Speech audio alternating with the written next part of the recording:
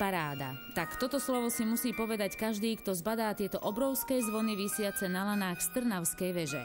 Pamiatkári asi trochu šomrali, ale neprekazili túto nádheru. Zvony nám všetkým predsa pripomínajú, že priam božsky prívetivý čas Vianoc sa nezadržateľne blíži. Vráťme sa ale späť na zem, na ktorej pevne stoja stánky 90 predajcov a veľké pódium, na ktorom sa počas trhov odohrá 36 koncertov. Pripravili sme pre Trnavčanov prestrešené stany.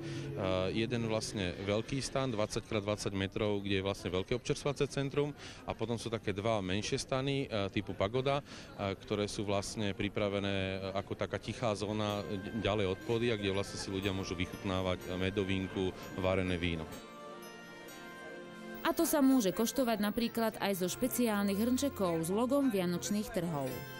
Toto je ten typický hrnček trnavských vianočných trhov, o ktorých sme hovorili a nachádza sa v nich vynikajúci nealkoholický punč.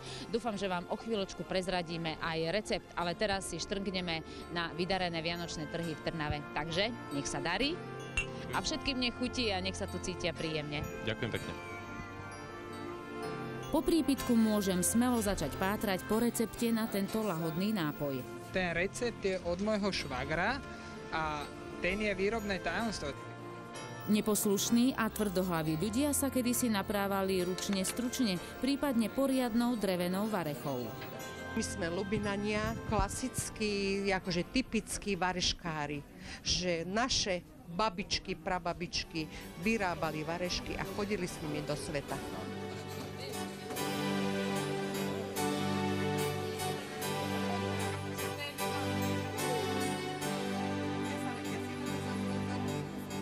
Svetové sú aj tieto ikebany, vence či vianočné ozdoby, ktoré vyrába pani Miroslava už 25 rokov, aj 10 kusov za deň. Lebo je to moje hobby. Robím to s láskou, však vidíte na tom, že je to skutočne pekné.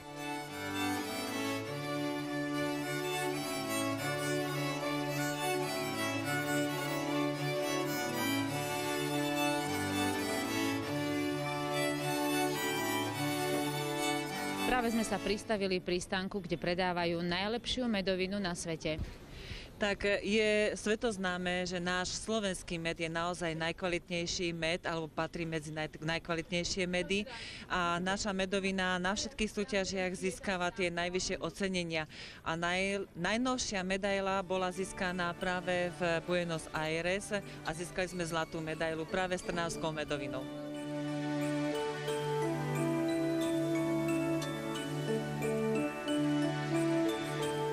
A ľudia ochutnávali aj ďalšie dobroty.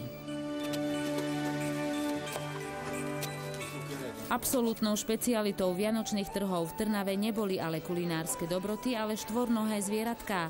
Jazdu na nich si vychutnali najmä deti.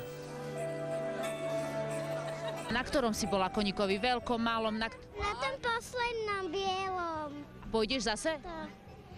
Nie, teraz pôjdem na tom prvom hnedom potom. Obdiv mnohých návštevníkov si vyslúžil aj drevený, ručne vyrezávaný Betlehem.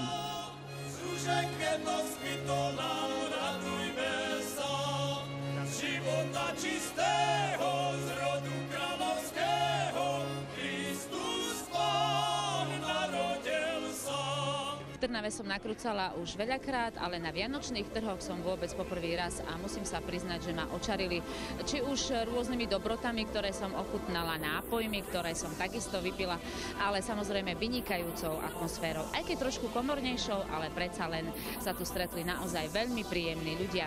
Čo je dôležité povedať je to, že tieto vianočné trhy vôbec poprvý raz v histórii Trnavy trvajú až do Silvestra a vtedy tu budú mať ohňostroj dvakrát.